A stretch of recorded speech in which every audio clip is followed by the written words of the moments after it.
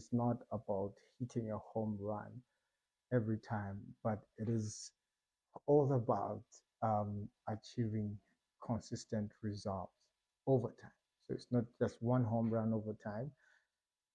You have to achieve consistent results.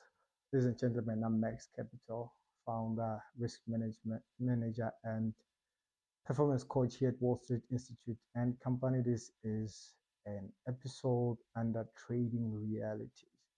I thought it was important for me to expose the realities of this industry. I mean, I've been doing it for over 10 years now.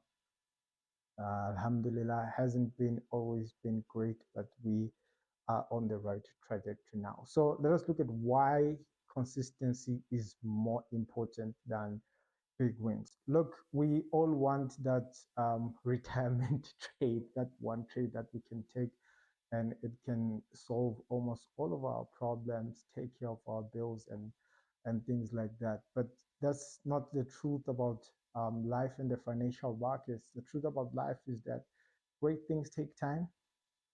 Um, Also, big things, they are made up of small or pieces. Just like how anything is made out of matter. It's just small pieces that makes a big thing. So also does success in trading.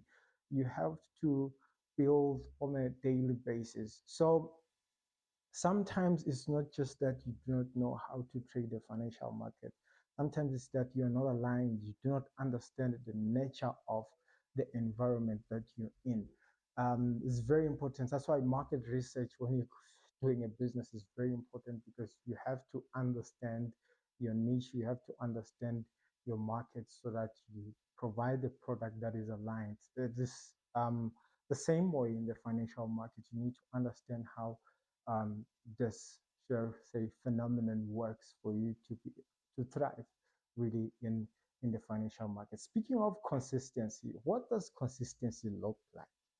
So I get this a lot with some people that I'm coaching or when I'm doing a networking session with traders, is that when they speak of consistency, it is someone who's making money every day. There were people who are famous for payday every day, meaning they were making money every day. But that is not the reality of trading. Hence, trading realities, we want to expose what is real and what's not. So I think trading these days is told from two perspectives, maybe three. First perspective is the perspective of someone who's traded the financial markets, which I'd say only 10 or even 3% of that content is out there because people who are really good at the financial markets, they're not interested in being seen in popularity. So there's a perspective of someone who's been scammed, never really dipped their toes into actual trading. And there is the perspective of the people who are doing a business, selling courses, IBs, etc., etc. So those perspectives are completely different. And thank God I've experienced all three. And being in the financial markets, I've always been an advocate for that being the thing that is going to sustain you in the long run. So consistency has always been my thing. So I was saying consistency is not winning on trade by trade basis or making money every week or every month, which also brings the question, when should you evaluate your trading to say I'm making progress? I'll also just look at your trading progress or track record quarterly every 3 months. I think it's good enough time because, like I said, it is a reality that you're not going to make money every month. Some months are negative. That's the truth. There's a documentary that I'm going to be doing very soon that is going to expose all of that, how trading is. You think that's what it is for me. It is generally like that for everyone. It's just that there are not so many people who are full time into trading like I am, who are willing to share what really goes on in the markets. Once again, back to consistency because this is a big thing. When we speak consistency, I know the default thought process is to jump into thinking about the results, because people say if you're consistent or not, the results will reflect.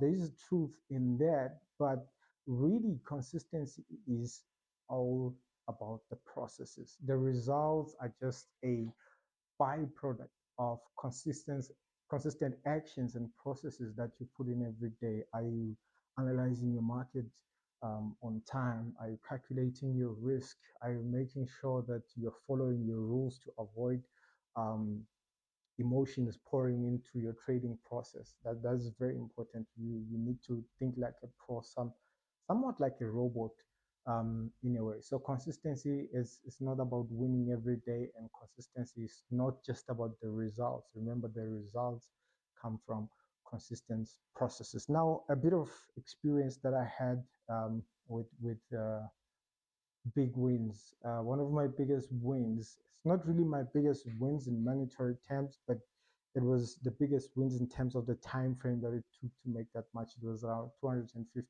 US dollars. I pushed it to about 4,000 US dollars, and I lost it in one big trade.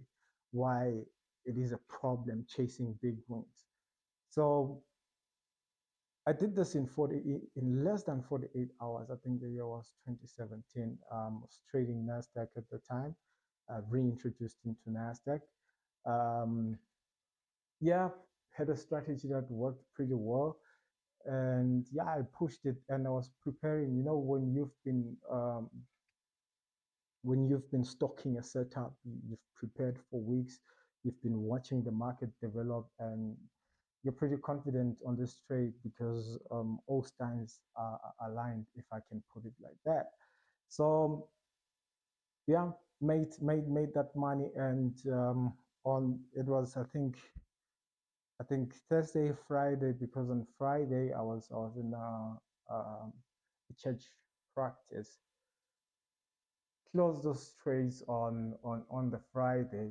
Um, but then just before the markets closed, around 8 p.m., I wanted to go back to make more because I was really deep indebted at that time. So I wanted to make more to take care of all the problems. And mind you, the capital wasn't mine.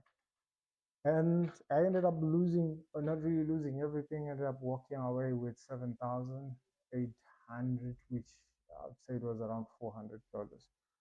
Um, Chasing big win. I was chasing a big win and I was feeling confident. And here's the problem about being confident. Winning three, five, six, seven, or even 10 consecutive trades in a row doesn't mean that you're a best trader. You always have to be wary because there's a very thin line between being confident and being euphoric.